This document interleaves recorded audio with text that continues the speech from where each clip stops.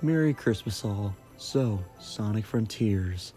As most of know, it's had a really weird history. The CGI trailers the I did first, I think it's obvious this game's origins is really jank. I've talked about this since the rise of its redemption arc. We're still in it. As of this recording, Frontiers has been out for over a month, and so far it's gotten good press by fans and critics. But is it really that good?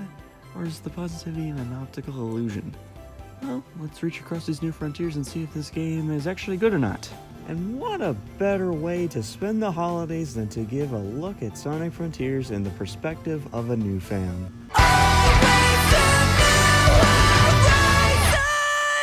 Let's cover something up first. How did we get here? I'll spare you the details for the beginning. Go watch the rapid recap video I made if you want an in-depth explanation for this, but I'll be brief. Sonic Central was our first introduction to the game. And it was a Sonic game, alright. The Game Awards trailer? Well then we got the IGN first. I'm really trying here, guys. But thankfully Nintendo saved the game. Kinda. Now, the untold story from my recap video. Summer Game Fest was where Sonic fans went a little Metal Gear Solid on the staff's asses and gave us some crappy footage of cyberspace and other details. This was a consistent trend up until the demo stopped appearing at events near release. On the official side of things, we had overview and story trailers with some interviews and music pieces crammed in sometimes. And on November 8th, a whole 5 years after Sonic Forces, we got Sonic Frontiers. And I'm one of those who got it on launch day. I nearly died that day too. I wanted the digital deluxe version, but I didn't have any console storage, so I bought the physical version.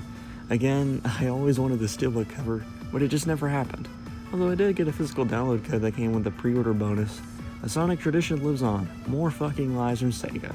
Also, just a heads up, I'm looking at the Switch version of the game, so if you want higher quality graphical praise, look for a review with the PS5 or whatever variant if this isn't what you want. Now, on to the plot. First of all, spoiler warning for the story. I know I said I was making a non-spoiler review on my community post. Unfortunately, opinions exist, and since my profile is Sonic, it matters. Sonic games have had a track record of making crappy stories in every department, although Frontiers decides to take itself back to the scope the 2000 story had. I'm happy to say that they succeeded at it. Kinda. I'm gonna try my best to sum this up as best as I can, but this won't be the whole picture. Sonic Frontiers' story is as follows. Eggman approaches these ancient ruins, and using his new AI program, he turns cyberspace, the place that we're going to in these little shrine thingies, back online. Activating a safety protocol to protect him, the Doctor is taken into the alternate dimension. Meanwhile, Sonic, Tails, and Amy travel to the Starfall Islands to get the Chaos Emeralds, which have mysteriously been taken there for unexplained reasons. They also get sucked in.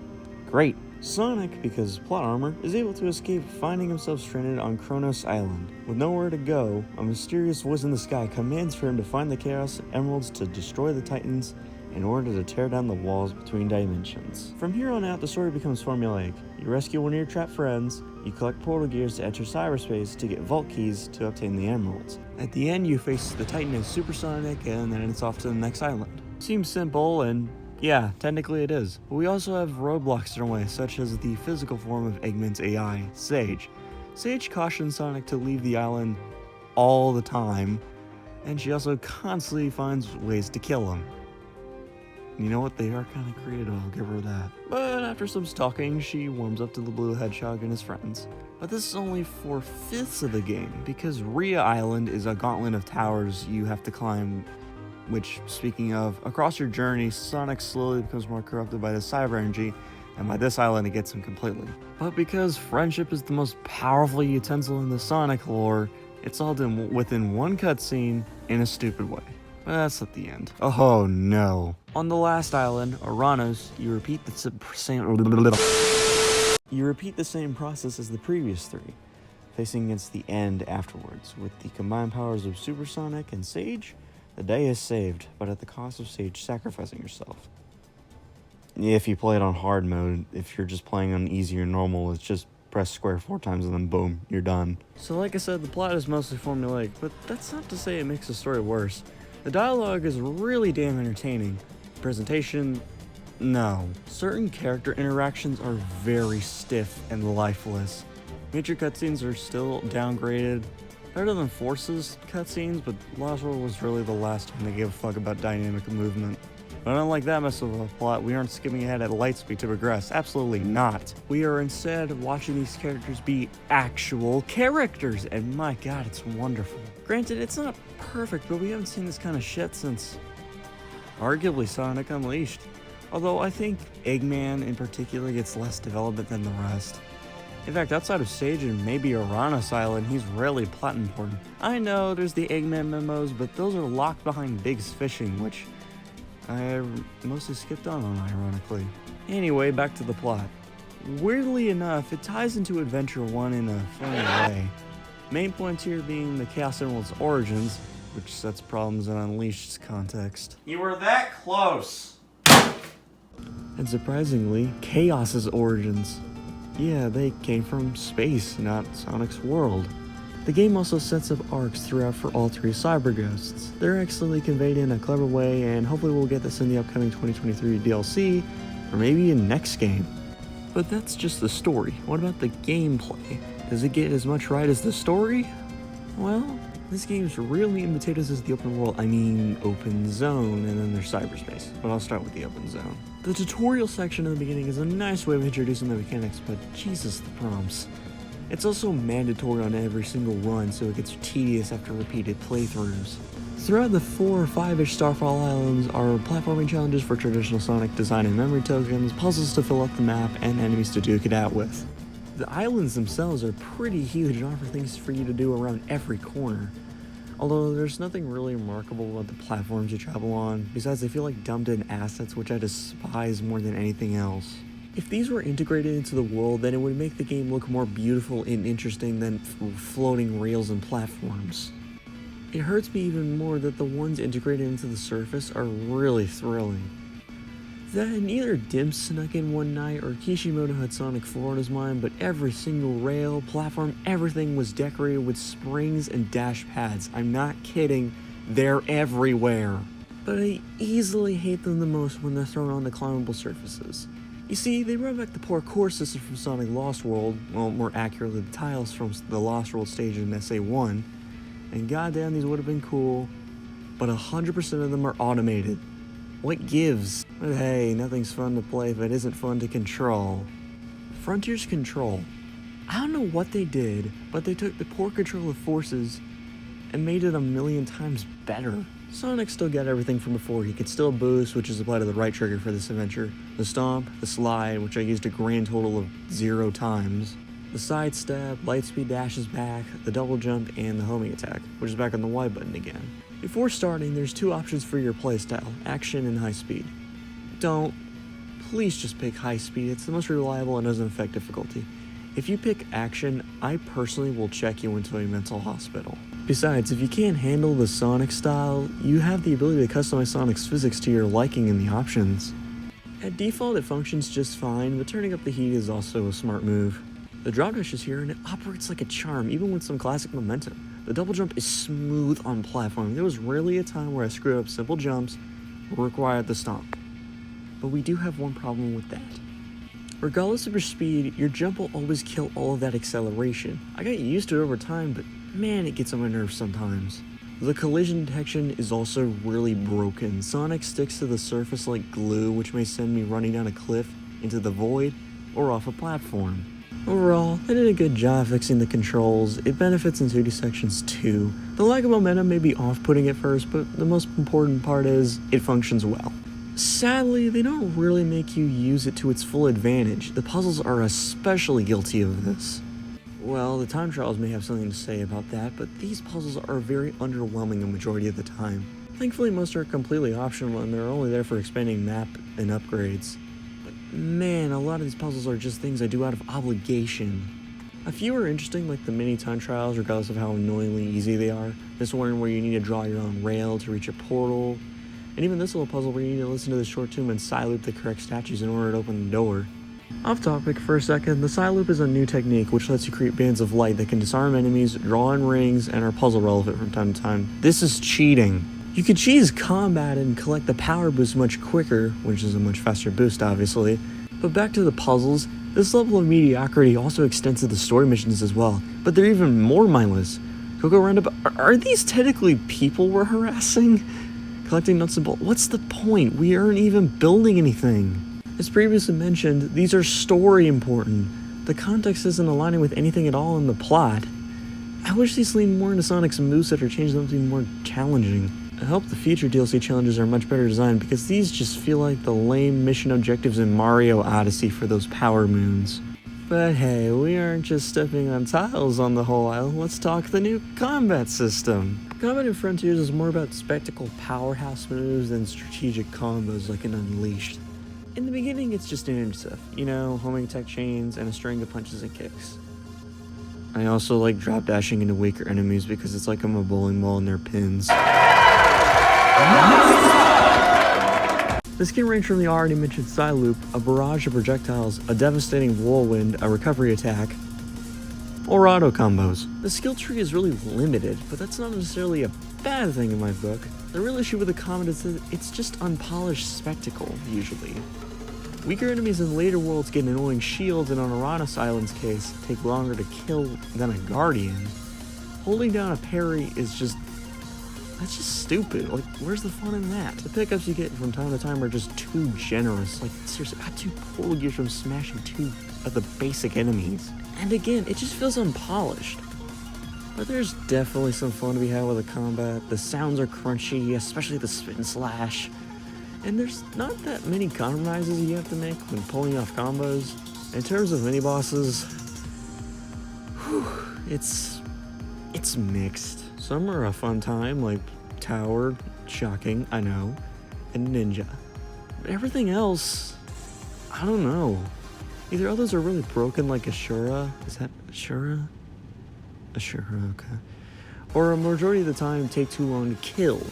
In fact, that goes for most of the bosses in this game. Not to mention, they're all just very plain and simple in design. But you are rewarded for portal gears for beating them, after all, which leads me into what I've been putting off for long enough. Cyberspace. Cyberspace, ever since that first reveal trailer and all the way back in 2021, was always something of a curiosity to me. Because the leaks made them sound like we were getting Generations Unleashed level design quality back. I was really intrigued by a special stage digital world acting as traditional Sonic levels. The first few bad gameplay reveals kept me anxiously waiting until the Nintendo Direct. Let's just say it went a little like this. You can also enter a special zone called Cyberspace. Yes! Take on challenges. Yeah, but all hope wasn't lost for me yet. Then later leaks came. I was honestly kinda sad. I was fully expecting reused level themes with improved Forces level design, but no. They reused themes and level design. For context, with the portal gears you can enter cyberspace, a digital universe that houses a matrix of Sonic's memories, explaining his escape from the location. Everything about traditional Sonic is here, linear hallways to boost down, rails to grind, homing attack chains, the works. But like I said, they reused level design and most of them come from Generations and Unleashed, which are so ingrained in my head, which makes them so piss easy. There's also only 4 level themes, of which 3/4 of them we've seen to death before. Green Hill, Chemical Blend, and maybe Sky Sanctuary. The final being a city level that we've never seen before, I think. Hold on, do I smell contradictions? Yeah, and if these are supposed to be Sonic's memories, then why are there original level designs? Oh, come on. Why do you keep doing this? And some of the choices are just really bizarre, like why Rooftop Road Act 2? Why Dragon Road Act 3? Why not the Act 1s? But I think the biggest offender of this whole Matrix bullshit is the controls. You see, your open zone customization doesn't apply here. Instead, they toned it down to function like a linear Sonic. And then they made Forces look like Generations. Not only is he so slow, especially in 2D, but you can't boost in enemies anymore, so you have to use the most delayed homing attack ever. It's terrible. But that's only the beginning. Quick stepping goes too far, the drop dash is ass, and I mean rolling is here and functions better, but it's not any more useful.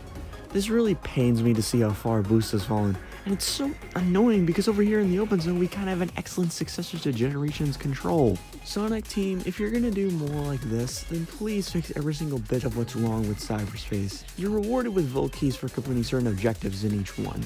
Complete it, get the S rank, collect the red rings, which are piss easy too, and gather a certain amount of rings. This is definitely the fastest way to collect the Chaos Emeralds, which leads me back to positives, the Titans. Now these guys are the real deal, breaking the regular tradition of Supersonic being the finale, and instead making them used for all major boss fights. The Titans are, no exaggeration, one of the coolest things ever experienced in a video game. The spectacle and music these fights deliver are next level brilliant, despite being really jank and plain. Killing them can be done but using the vanilla moveset. Giganto and Supreme just stand there watching you slaughter them. Wyvern and Knight are definitely more active, but the spinning disc on Knight gets annoying when trying to pelt him, so Wyvern for the win. If the parry wasn't an automatic win button, these would actually be really engaging. Except Supreme, that bitch goes down faster than the first time, fucking embarrassing. However, there's one more phase after that on hard mode. You face the end's true form. So you know that hacking mission? Yeah, they ran out of money on this thing. Afterwards, there's not much to do. You can't even use Supersonic in the open zone, which is pretty lame. It's best to just start a new game again if you want to play more content. If I could talk about visuals and sound, it's great. The pop-in is prevalent on all platforms, but on Switch it's worse, especially on Chronos, Rhea, and Uranus. It's expected, but distracting. Regardless, it's still gorgeous looking. Watching the sunrise on Uranus really made me go, wow. Turning off the HUD and music really helps add to that immersion too. The music is a fairly good listen, although I wish they just went out with a full orchestral score. The Sonic Symphony melody released earlier just really makes me wish Chronos and other islands had the same flair. This may be an unpopular opinion, but cyberspace most of the time makes me pop the fuck off. It's exquisite. As of the moment, Sonic Frontiers has gotten free DLC packs. The Monster Hunter pack gives you 2 sets of armor and a barbecue minigame for trade tokens. It's nothing special, but the best part about this is that because the cutscenes are in real time, you can watch Sonic the Barbarian get yeeted by Giganto. Okay, well, not all of them, but a good chunk of them. Putting on the soap shoes you get for signing up for that newsletter feels like I'm playing the Lost Sonic Adventure 3 that we never got. Sadly, that doesn't apply to every cutscene and Supersonic. You were that close. Most recently, we got a Christmas outfit, which is nice. Nothing more. Finally, throughout 2023, we'll be getting more extra content, and even a bonus story with more characters. Can't wait for disappointment from the fans. In conclusion, Sonic Frontiers is a good game that really tries to give you an excellent open world experience. Best Sonic game ever? Hell no, but I appreciate what Sonic Team was able to whip up. Is it worth $60? It just depends on what kind of consumer you are. If you're a longtime fan of the Sonic series, most certainly, but if you're just starting, maybe wait for a price drop. Unless you want to torture yourself and just do it right away. Nowadays, I'm painfully waiting for the first wave of the 2023 DLC to come out, and while other games will definitely satisfy me in spare time, I'll treat this as a good step in the right direction. Please don't make it another Lost World situation. Sonic Frontiers certainly left its impacts, whether good or bad, and despite not being quite worth the 5-year wait, this game has left a lot of people hopeful for the franchise's future, which hasn't been the case in a very long time. But alright, I gotta woo him beside the tree and unwrap shit like a lunatic. So I hope you guys enjoyed this video. Merry Christmas, and take care.